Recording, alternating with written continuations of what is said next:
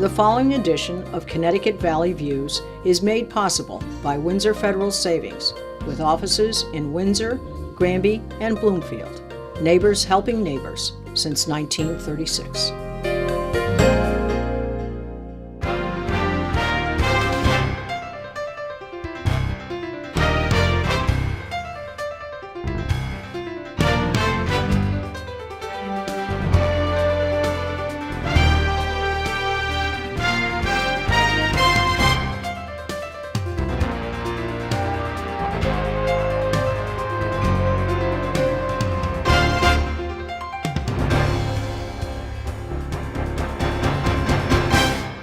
I'm Susan Regan, your host for Connecticut Valley Views, and today I'm going to be interviewing Dr. Surita Rao.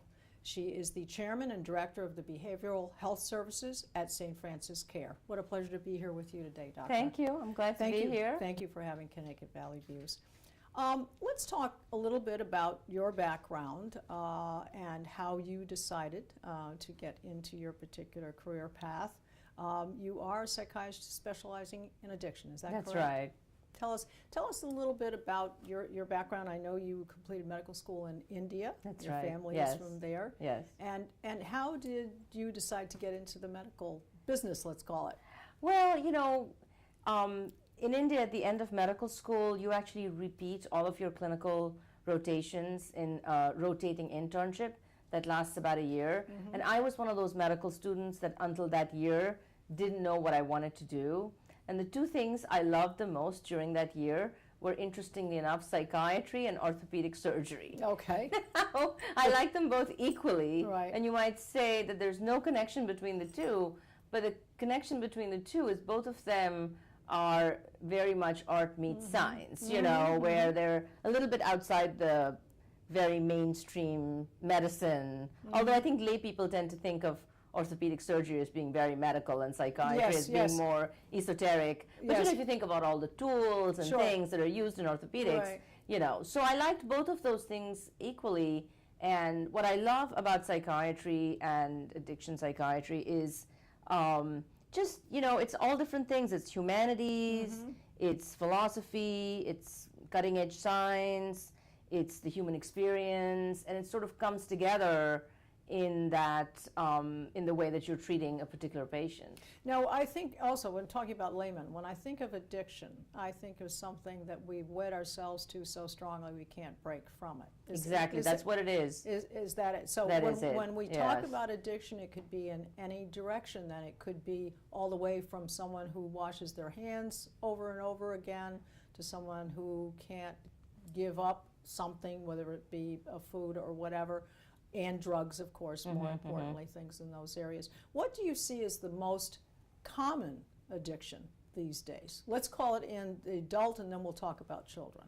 Well, in terms of addictions, what's really sweeping the U.S. now is, in the Northeast, it's opiates. It's pain pills, oral narcotics, and then sadly people who never thought they would use heroin progress to heroin. Actually, a few years ago, the statistics showed that oral opiates, pain pills, narcotic, pain medications like OxyContin, Percocet, outpaced marijuana as the gateway drug for American adolescents, which is really shocking.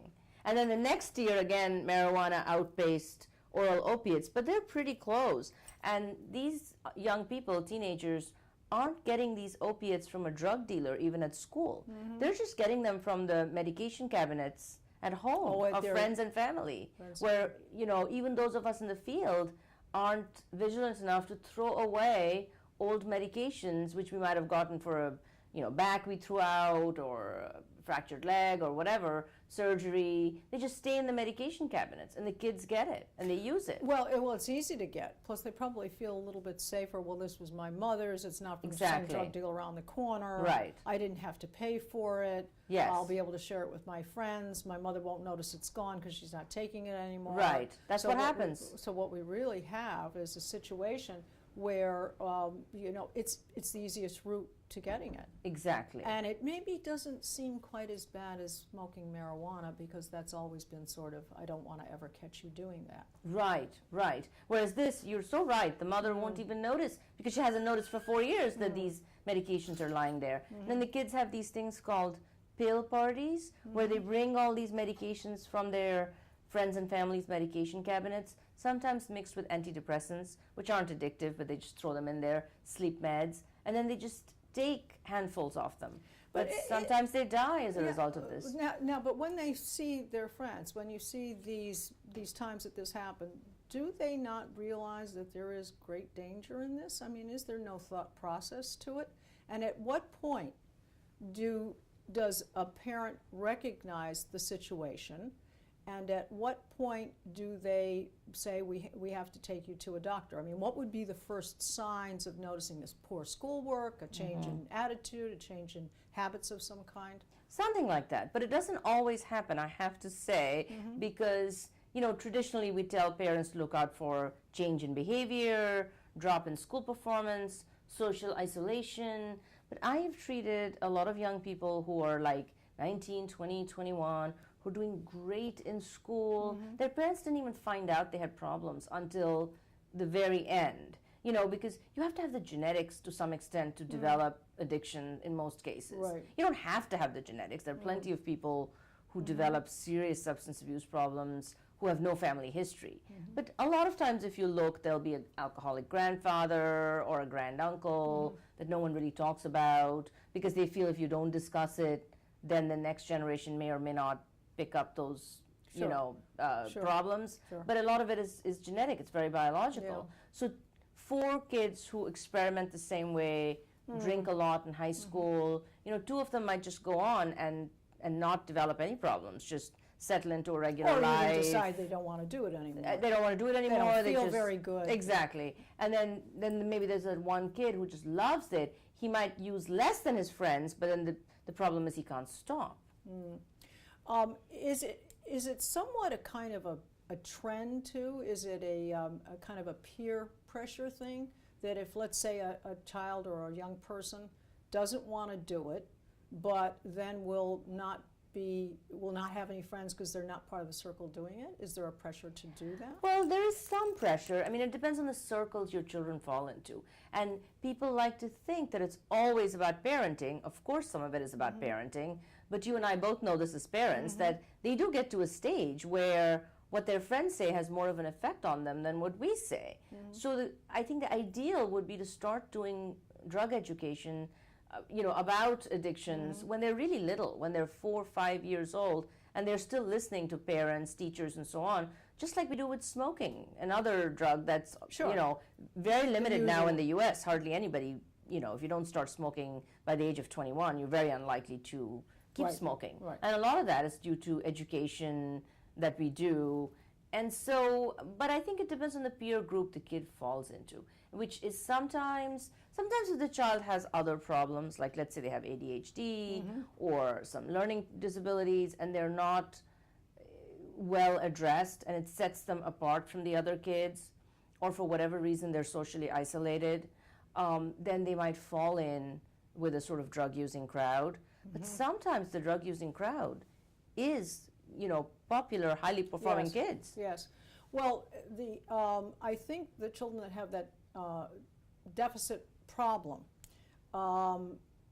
they are given drugs to handle that. And over the past 15, 20 years, there have been, I think, changes and modifications in whether to give them more, to take them off it, not to give them medicine. What are your thoughts on that? Because I know parents often, when they're told, I think your child has this, let's start giving them medicine and prescriptions and so forth. And sometimes that may not be a good idea, because later in life that has its own results at the other end for having taken them too long. Right. Well, it's very case by case. I think it's an individual decision that the parents should make with their pediatrician, with the child psychiatrist, taking into account everything that's going on in the kid's life. So now some kids definitely have, attention deficit disorder. They're not going to succeed in life without taking some kind of approach. medication, and the medications are often stimulants which are, potentially addictive. But research has shown that kids who are actually treated for the ADHD are less likely to go on and develop substance abuse problems than kids who are not treated, because then they sort of self-medicate. Sure. But I think more needs to be done. Like, a lot of times our whole society, and this is just a culture we've fallen into, we're all responsible for it, where people want to take medications for things. There are people who don't want to take any medication. It's an instant fix, but you have to add psychotherapy.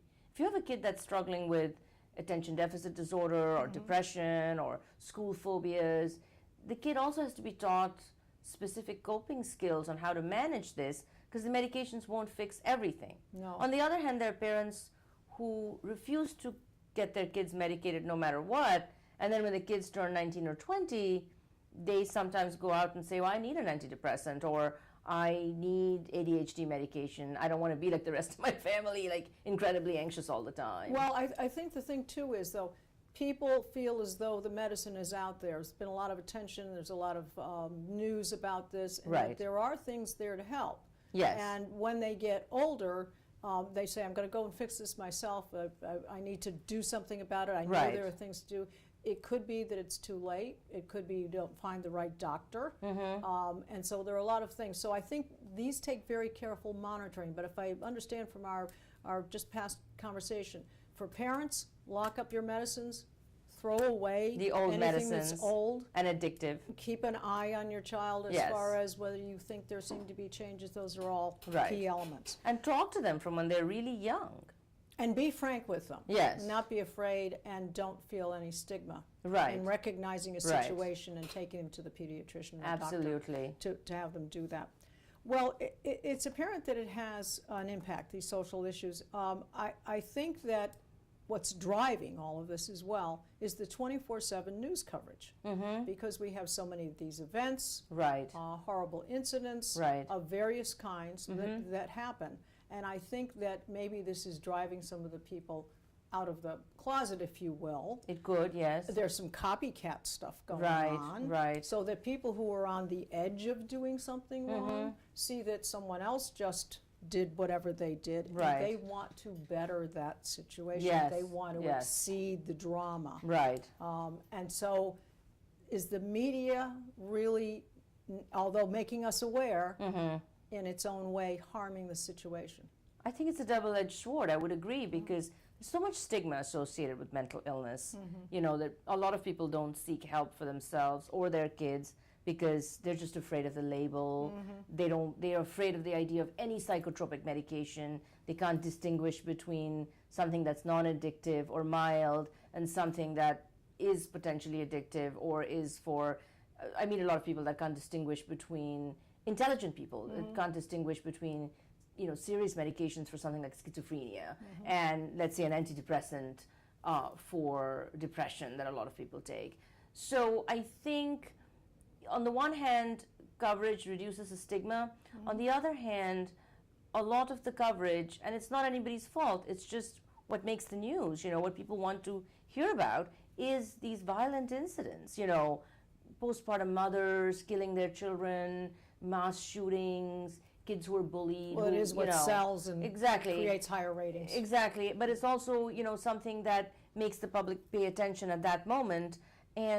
But that's not necessarily the true face of mental illness. Most people with mental illness aren't violent. And a lot of people like that's an interesting point. Yes. I think that's an interesting point. Most people who are mentally ill are not violent. And they're much more likely, if they are going to do any kind of violence, to kill themselves than to harm anybody else. Now, if you take the population as a whole and you take people who are violent, are a larger percentage of those people mentally ill? Yes. I mean, for instance, drug and alcohol dependence goes along with violence. Somebody who's not violent at all, when they take cocaine or PCP, they could become extremely aggressive and violent.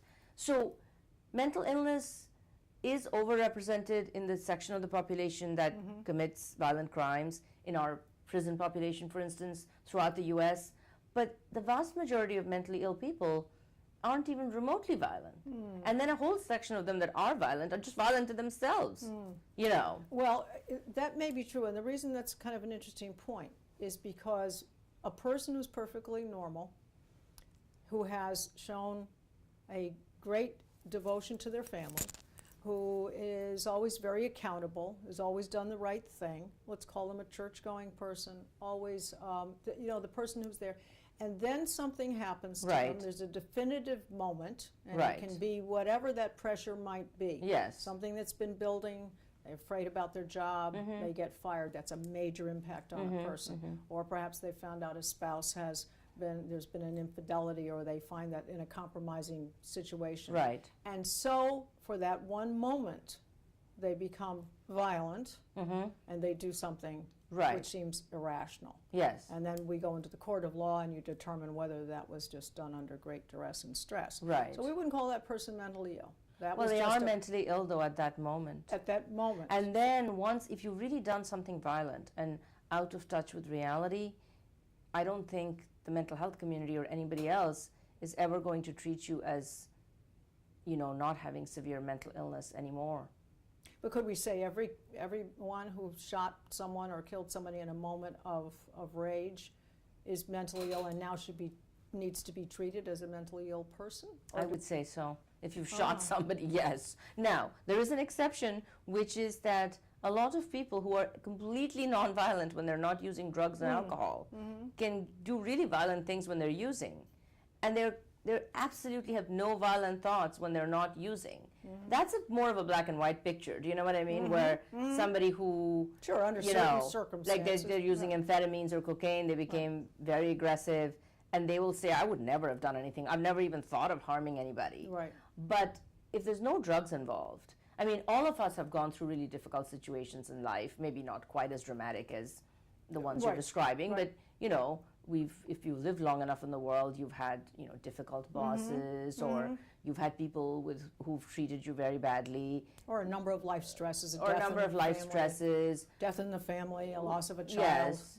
We don't really think about going out there and killing anyone, You cross a certain threshold when you even sort of go in that direction, I think. And it probably reacts in two different ways, because some people, when they go into depression, will eat a lot, and some people, when go into depression, won't eat at all. At all, exactly. So it depends on how, how you do that. It's very sad for that person, too. I mean, what we lack sometimes is sympathy for the person who commits the crime, because we never look back and say that they're a victim, too. I mean, those of us in mental health say it, All right, well, we've talked about a few things. We've talked about this fear that people have, a stigma, if you will. And in some cases, though, it's almost become kind of a neat thing to say, well, I saw my psychiatrist the other day. Some people use it as a trapping. I'm not quite sure why, but perhaps they feel it's a way of taking care of themselves, getting recognized, getting some attention. Right. I think to some degree that may be a cause. Yes. Now, we've had a lot of grim events that have happened. A lot of grim events in Connecticut, and again, the media driving it across the United States. Right. A lot of terrible, where a lot of people have been harmed. The media does armchair analysis by virtue of interviews, such as the one we're having, and what we don't want to do here today is to say this happened because, which is what we're not doing. But that does happen in the media, and don't you find that it's rather a difficult thing for someone to sit and determine what a person in Chicago did under a certain circumstance and give their opinion as to why it happened? That's a dangerous thing to be doing in the media. Yeah, that's not very. It's really not accurate, because in many of these instances of the mass shooting, the person is dead. The one thing you could say with certainty is that if somebody does a mass shooting, they're not in touch with reality. I mean, they could be in touch with reality in a way that they're planning everything and they're organized. Being organized doesn't mean that you're necessarily quote unquote sane, So you may not think the neighbors are Martians, but you somehow think it's okay to shoot a whole set of people who have nothing to do with you. Well, that is a form of psychosis, but that's all that anybody could say. I mean, you can't really go back and say if this was done or that was done, or do you know what I mean? Or he might have had this diagnosis. There's no way to know.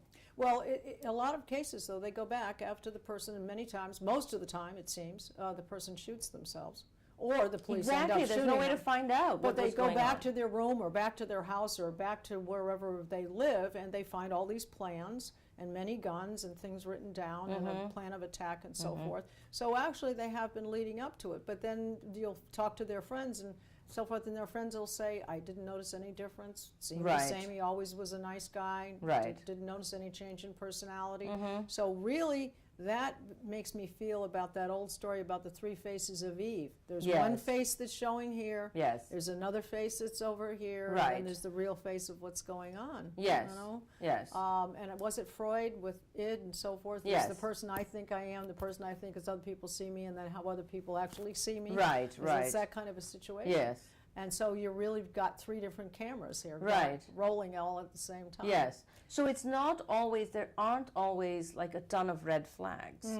People could be doing a lot of things quietly behind closed doors, and we live much more isolated now. You know, we have huge houses, and if people choose not to interact with the world, they could get their groceries delivered. They could do everything online. They could, if they have enough money, never really leave the house. You know, which was not possible 100 years ago. No, you're quite right, and you were kind of under the microscope because you were out and about. Now you're right. You could be a hermit. You could be a hermit, and you can only go out for certain things. And for that limited amount of interaction, you somehow pull yourself together. You know. Small amount of time. Make it look everything's fine. You don't speak too much to people. And kids interact with their parents that way. If parents are rich and they're gone and they're flying off to somewhere and they leave the kid enough money and the car keys and so forth, and they don't see the changes in their child because they don't see the child. They don't actually see. You know, like we have a lot of elderly who are maybe quietly getting more and more depressed in their own home, and they're not even going to harm anybody. They're just maybe not eating or something like that. Well, who's going to know if they choose not to come out? Maybe their children are, for job or whatever other purposes, posted halfway across the country. And they check on them by phone, but it's easy in those 20 minutes to say, I'm doing great, or to pull yourself together when they come to visit. Or in an email. Thanks very much. Hi, how are you? Smiley face. And I figure everything's okay. Well, would you say, with good parental awareness, watching over your child, obviously seeing that there are no differences, that habits haven't changed, the schoolwork's getting done, is there anything else that Parental, obviously monitoring, making sure they're not getting mad, are there any red flags that you would think that these days that you see that parents would overlook other than what we have talked about? Is there anything else? I don't think so. The only thing I would think of is for substance abuse problems, if the kid suddenly needs a lot more money than they used to need, you know, that should be a red flag. If they're suddenly asking for more money here and there. I know maybe not sleeping well. Maybe not sleeping well, maybe a complete change in friend groups, but you know. Or diet. But you and I both know that teenagers sometimes change their friends overnight. That's true. You know, it's all part of the changing, you know, developing your identity. You know, they could be best friends with somebody one day and then 6 months later they have a different set of friends. Sure. Well, I think that one of the things that we have coming up, it is being proposed, and this is in January, this past January, 2013 session of Connecticut's Senate and House of Representatives. There's a proposed bill. It's number 374, and it was introduced by Democrat Senator Harp and Representative Walker. And this particular section is 10-206, and it reads that Section 10-206 of the General Statutes be amended to require each pupil enrolled in public school at grades 6, 8, 10, and 12, and each homeschool child at ages 12, 14, and 17 to have a confidential behavioral health assessment, the results of which shall be disclosed only to the child's parent or guardian, and each health care provider performing a child's behavioral health assessment to complete the appropriate form supplied by the State Board of Education verifying that the child has received the assessment. Your thoughts on that? Does this seem a good idea? Not a good idea? It could be both. Now, you know, we have regular immunizations, we have well baby visits, you know, we have height weight checks by the pediatrician, all this to ensure that the child is developing properly. And then, even as the kids grow older, you should take them every year, every 2 years. I think it's now every year. It's changed again. So even for older kids. So this, in a way, destigmatizes the whole mental illness thing by saying everybody it's like a dental... Everybody's going to wear the same Yes, uniform. it's like a dental screening kind of thing. But on the other hand, I think mental health is not dental screening. And it can be sensitive, and it's not very black and white. And children are, developing, adolescents are developing, so you don't know what else is going on in their life. And just as screening can pick up a lot of problems, any screen, I mean, whether it's could be misdiagnosed. It could also lead to, red flags that are maybe not accurate. If you take any medical screen, then there are two things we look for: sensitivity and how specific it is. So you don't want a test that's 100% sensitive, because then it's going to pick up, so many things. Along with getting every true case, it's going to pick up another large number of false cases. At the same time, you don't want it to be so general that it doesn't pick up. Doesn't actually do exactly. anything. Wasn't worth the effort. Exactly. But any screen, I mean, look at all the controversy now about mammograms. There's so much controversy. I'm not going to say anything about it because I am not a oncology specialist or a women's, health specialist, other than women's, mental illness and so on. But even for those of us who are in the medical field but who are not in the specialties, we could be asking our own doctor, what do you think we should do? Should we listen to what they're saying, which is that the false positives cause a lot of anxiety to women as they go through biopsies. On the other hand, they could be missing cases of breast cancer if you don't go often enough. So I would draw that analogy, except in mental health, because of the stigma that still exists. On the one hand, you're going to pick up a lot of things. On the other hand, what if a child gets tagged with something which is just a developmental stage, or he's going through a difficult time in his life because the parents are getting divorced, or he doesn't like his teacher? It's a tough call, and I think it also leads later on to life when all of these records could be accessed. Yes, exactly, and could affect a child going to a special school or whatever. Well, this is a vast realm, obviously, that we could talk about much longer. Exactly. But what I do appreciate so much is your time, have the opportunity to speak with you and hopefully educate our viewers in your area of addiction. We very much appreciate it. I really enjoyed it. Thank you. Good. We'd like to mention the website, too. It is stfranciscare.org /behavioral health services. So I would like to remind our viewers you can see all of our programs on our website at ctvalleyviews.com. This is Susan Regan. Thank you for joining me in bringing proof to the people.